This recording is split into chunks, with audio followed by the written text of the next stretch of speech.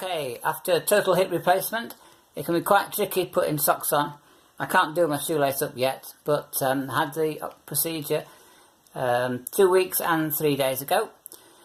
I've worked out a way of putting a sock on, so this might be helpful. This is actually a bamboo sock, very comfortable, quite floppy. It's not a tight sock.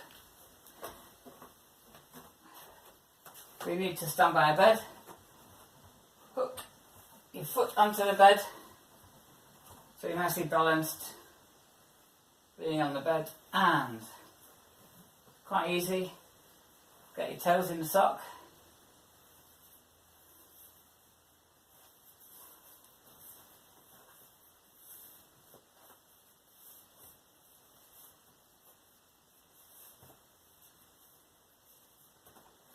There we are, all sorted.